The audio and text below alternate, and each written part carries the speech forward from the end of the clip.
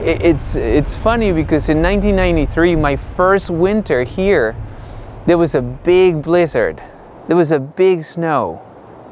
It was one of the biggest, if not the biggest, snowstorm in Georgia. And it looked exactly like this. I had an uncle that lived here in Atlanta, actually.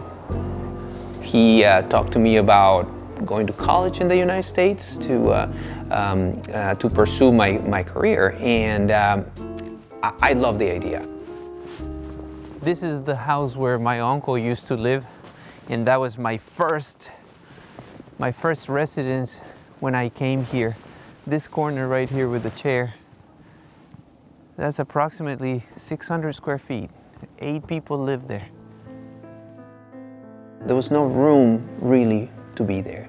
Within a couple months, I was homeless. I had to find a way to survive, and I rented a storage, and I lived there. Of course, I was not allowed to live there.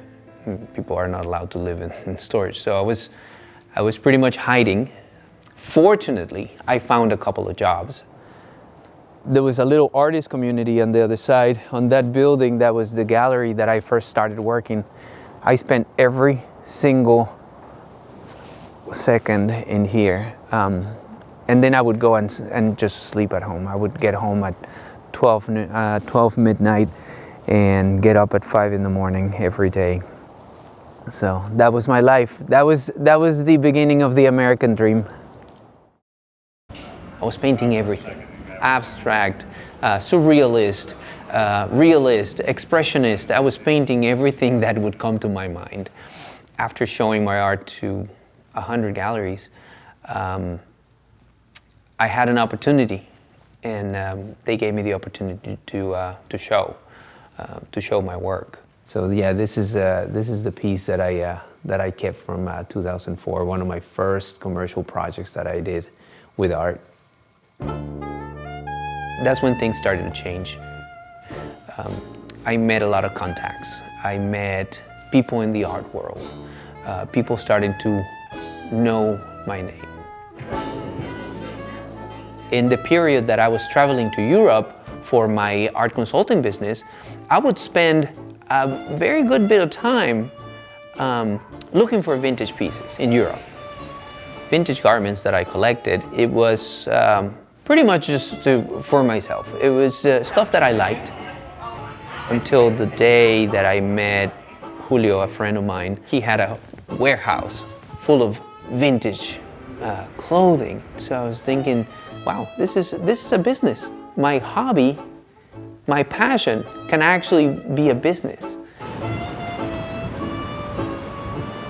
The very next week, I drove around to find a spot, and I found this 700 square foot store, and brought my presentation board, went to the owner. I caught the owner coming out, and I said, hey, you're the owner, I want to show you something. I want to put this store here. And he said, I love it. From there, everything went incredible. Oh no. Convince me to buy this. I'm gonna give you a deal you cannot refuse.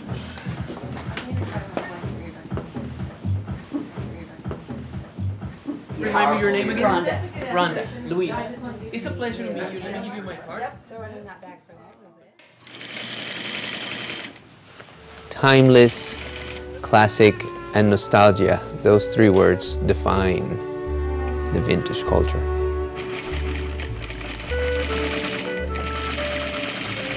I'm trying to focus. When I spend my time repairing a piece, I want to make sure that it's a really, really good piece that I'm gonna use for inspiration. When I collect different things, I just grab it and I just put it in this board so I don't forget. It started for me not. The reason I love vintage culture, it brings back memories. Yeah, that this jacket has some beautiful, beautiful wear, 1950s. When it comes to this, we're probably gonna have to figure out how can we make this happen. Maybe do like a round patch or like a teardrop. I was thinking maybe we can change this pocket because this pocket is completely... I love the quality of it. It's a quality that you cannot replicate nowadays. No brand, no company has the same quality that used to be processed, used to be manufactured back in 100 years ago or 50 years ago.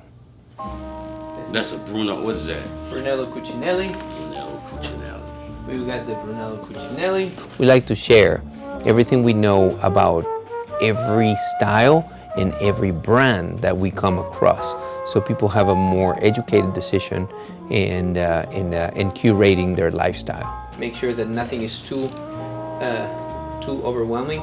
Yeah. So you got that casualness going, but still super. I came in knowing what I wanted, but he gave me a few ideas that enhanced some of the things that I had already in my mind and already in my closet. You are good. I wasn't sure I was gonna make money. I was sure that that's what I wanted to do. That's what I was sure.